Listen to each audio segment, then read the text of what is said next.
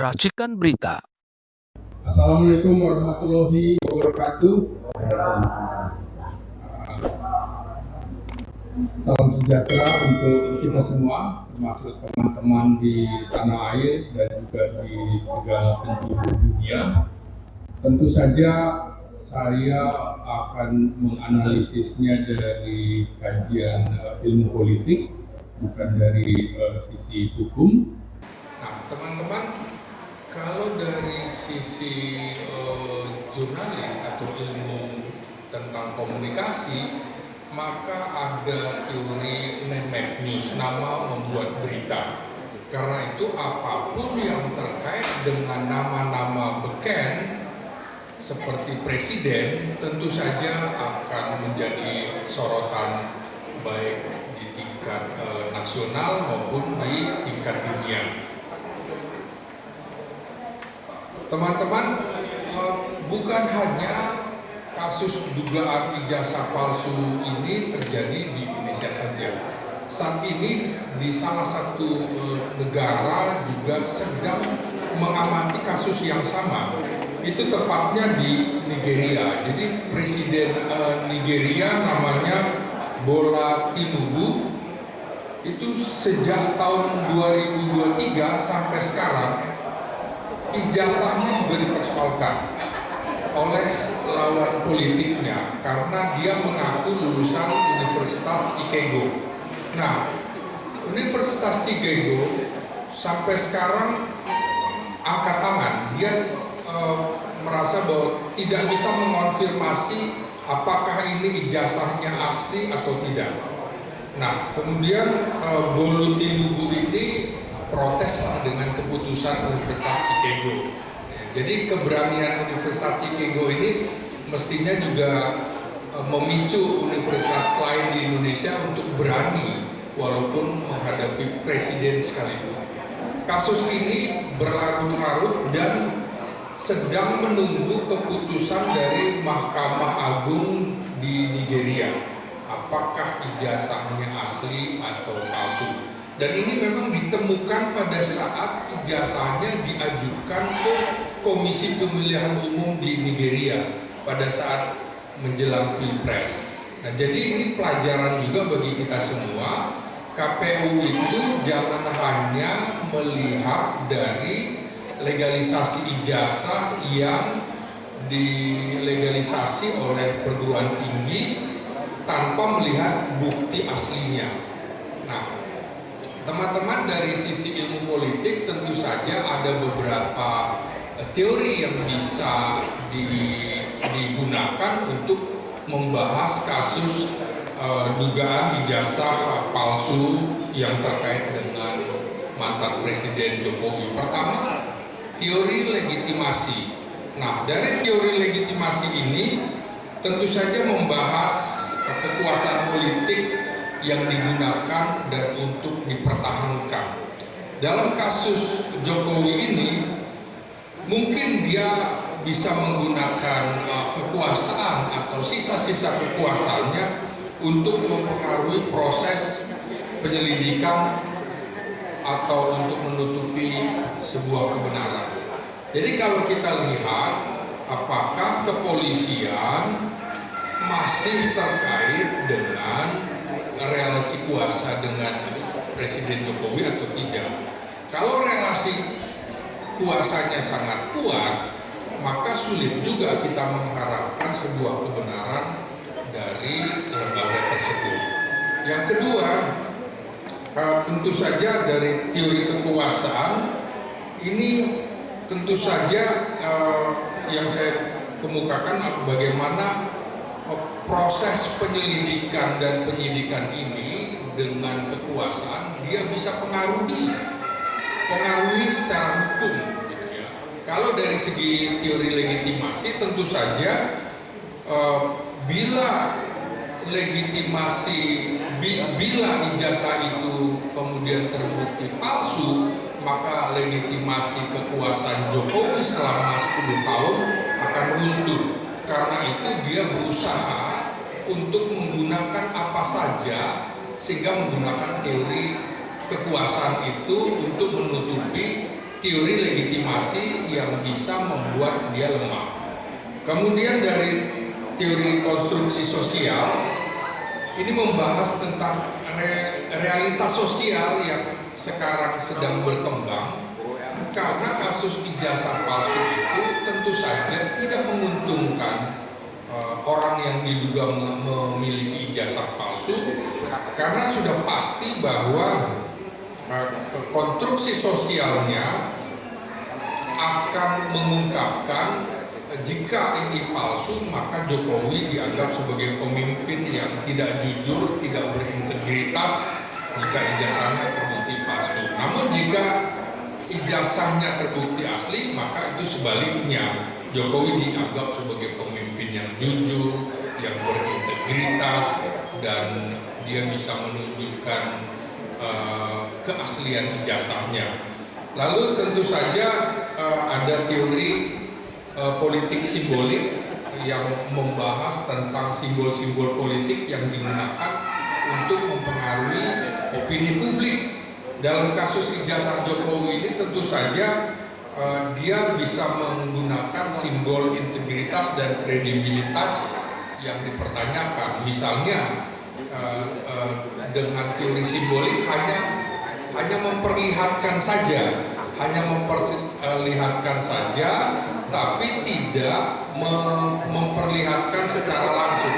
Misalnya wartawan diperlihatkan tapi tidak boleh mengambil gambarnya.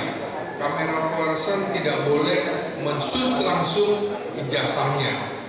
Nah, dari sini teman-teman, dari teori-teori politik itu maka kita dapat memahami bagaimana kasus dugaan ijazah palsu Jokowi ini dapat mempengaruhi dinamika politik nasional kita. Nah, kasus ini tentu saja ada kepentingan yang berbeda dari segala kepentingan politik, baik itu pemerintah yang sedang berkuasa, parlemen, juga partai-partai politik. Jadi misalnya pihak yang mendukung Jokowi tentu saja mereka ingin membela kredibilitas Jokowi dan legitimasi Jokowi sebagai presiden, apapun akan dilakukan. Kemudian bagi pihak yang berseberangan, tentu saja mereka akan memanfaatkan kasus ini untuk mendelegitimasi serta menyerang Jokowi dan melemahkan posisinya. Jadi fair saya ungkapkan dari dua sisi. Kemudian masyarakat bagaimana? Ya tentu saja masyarakat ingin melihat bagaimana ujung dari kasus yang berlarut-larut ini. Jadi tentu saja mereka menginginkan bahwa ujung kasus ini betul-betul bisa dilakukan secara fair. Nah, menarik tentunya bagaimana posisi Presiden Prabowo dalam melihat kasus ini. Teman-teman, kalau kita lihat Presiden Prabowo kan tidak pernah meminta kasus ini untuk dihentikan dan juga tidak pernah meminta kasus ini untuk dilanjutkan. Jadi memang posisi yang aman bagi Presiden Prabowo memang seperti itu. Jadi tentu dia akan fokus pada program-program kerjanya sehingga pemerintahnya terlihat lebih memperhatikan cita-cita yang memang dikampanyekan pada saat Pilpres. Yang kedua, tentu saja Presiden Prabowo ingin membangun citranya yang sebagai pemimpin yang fokus pada masa depan, bukan fokus pada masa lalu, karena ijazah dianggap masa lalu. Nah, tentu yang ketiga, Presiden Prabowo juga mencoba menghindari polarisasi antara yang mendukung bahwa ini ijazah palsu atau mendukung bahwa ini ijazah palsu atau asli begitu. Jadi dia tidak ingin terjebak pada polarisasi.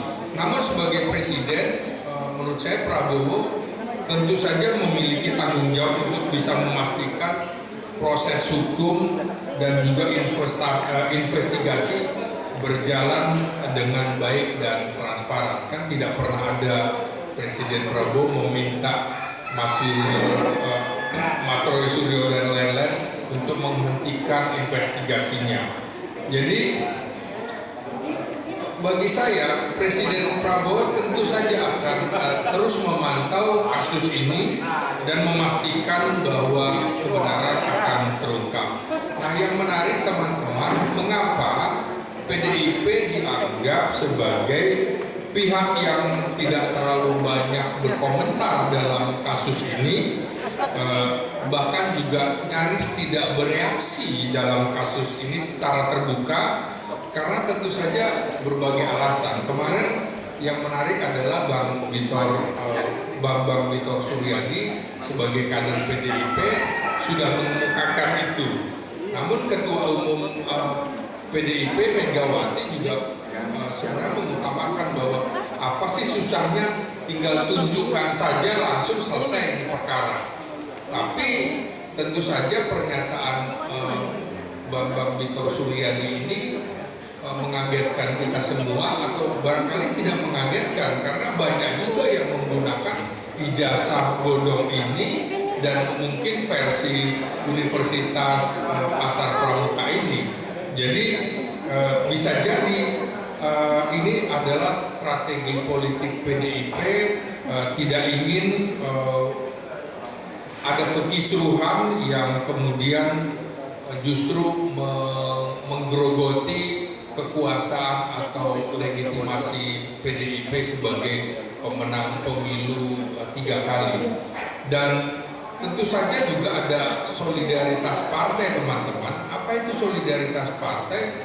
Karena begitu banyak partai politik yang mendukung Jokowi menjadi presiden sejak 2014 dan 2019, sehingga kalau mereka ribut, khawatir juga bahwa dia harus bertanggung jawab. Kan lo juga harus bertanggung jawab karena mengusung Jokowi dengan ijazah yang diduga palsu itu. Jadi ada solidaritas partai juga yang mungkin ditunjukkan oleh partai-partai sehingga tidak tampil di dalam diskusi-diskusi termasuk di parlemen, tidak dibicarakan. Nah, yang terakhir tentu saja kekhawatiran tentang dampak. PDIP mungkin khawatir jika reaksinya terlalu kuat atau terbuka justru akan memperburuk citra partainya, karena Jokowi dulu berasal dari Partai Demokrasi Indonesia Perjuangan. Nah, teman-teman, tentu perlu kita ingat juga PDIP ini kan juga sejak awal ketika membahas tentang bagaimana sesungguhnya ijazah Jokowi asli atau tidak, dalam beberapa kesempatan diskusi baik di televisi atau di podcast nyaris tidak pernah mau hadir. Jadi memang sengaja menghindar karena itu tadi.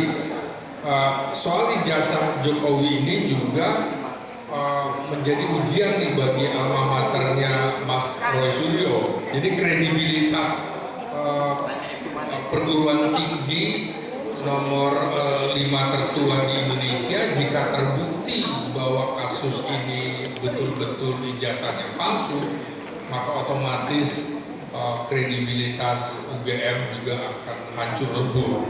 Nah, karena itu untuk meningkatkan kepercayaan publik, UGM juga barangkali mencoba menunjukkan bahwa sistem pengelolaan data akademiknya cukup baik begitu ya. Nah, tapi ini kan harus diuji, terutama transparansinya, sehingga bisa meningkatkan kepercayaan publik terhadap UGM. Nah, bagaimana jika ijazah Jokowi kemudian terbukti palsu? Nah, tentu saja ini akan menimbulkan kerusakan reputasi yang bersangkutan. Jadi tidak ada harganya lagi dia menjadi presiden selama 10 tahun, dan tentu saja juga reputasi UGM akan hancur berkeping-keping, Mas Rosario. Kemudian tentang sistem pengelolaan data juga gitu. Jika keaslian, jika kemudian ternyata dokumen yang dibawa oleh Jokowi palsu, maka kemudian mestinya UGM bisa mengambil tindakan yang seperti diharapkan para alumni yang sekarang sedang bergerak untuk mengatakan apa adanya dan untuk mencegah agar tidak terjadi lagi kasus serupa begitu. Hari Selasa besok akan ada aksi besar di UGM. Lanjut gitu ya? Ya, lanjut. Hari Selasa ada 8 Juli di depan Balai. Ya. Kemudian teman-teman, dalam analisis politiknya tentu saja legitimasi kepemimpinan itu sangat diperlukan sekali, baik oleh presiden maupun mantan presiden, karena peninggalannya tentu akan terus dikenang, dan legitimasi kepemimpinan Jokowi ini dengan tuduhan ijazah palsu tentu saja kepemimpinan Jokowi dan kebijakan yang telah diambil selama menjabat akan hancur berkeping-keping karena bisa dianggap kebijakannya itu menimbulkan problem. Nah, tentu sebuah keputusan tidak bisa lagi dianulir karena sudah terjadi. Nah, polarisasi publiknya juga membahayakan ini kasus, karena otomatis menghadap-hadapkan para anak bangsa, baik yang pro maupun kontra. Sebenarnya ini bisa diselesaikan secara cepat, tidak perlu ada polarisasi yang bisa mengadu domba atau divide et impera antar rakyat kita. Saya menghormati tentunya orang yang memiliki pandangan yang berbeda-beda. Tentu saja persoalan ini juga akan berdampak luar biasa, terutama jangka panjang kasus ini. Citra politik Jokowi dan citra politik Indonesia, saya kira nggak usah khawatir juga kalau citra politik Indonesia jadi buruk kalau ternyata ijazah Jokowi itu bisa dibuktikan bahwa itu ijazah palsu. Justru kalau ini bisa dibuktikan, citra Indonesia justru akan meningkat dalam pengertian Indonesia tidak peduli apakah pemiliknya itu memiliki posisi setingkat presiden atau di bawahnya. Teman-teman, bagaimana dari sisi demokrasi? Nah, begini.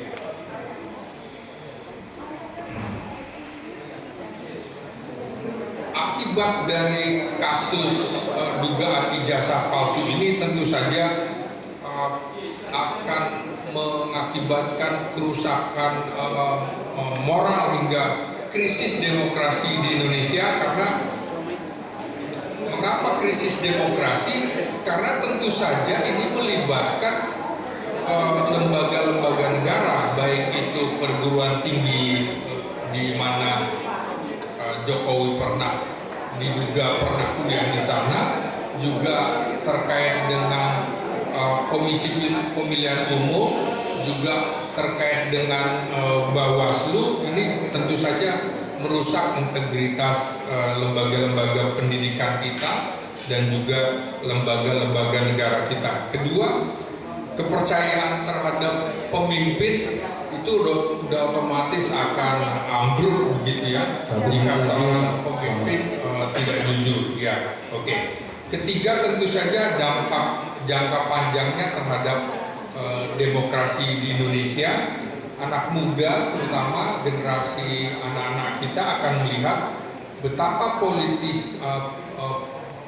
polisi dan juga politikus yang curang selalu atau membiarkan berjalannya kecurangan itu untuk motivasi kekuasaan belaka. Nah, akhirnya kita akan menciptakan kultur asal menang tanpa etika. Itu yang tidak kita harapkan. Keempat, terakhir, tentu saja praktek-praktek dugaan ijazah palsu ini akan melemahkan demokrasi, karena demokrasi membutuhkan pemilih yang rasional dan juga menilai pemimpin berdasarkan rekam jejak, termasuk rekam jejak pendidikannya.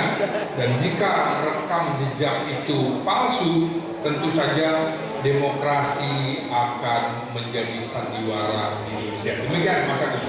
Oke, terima kasih yang telah selamat bikin.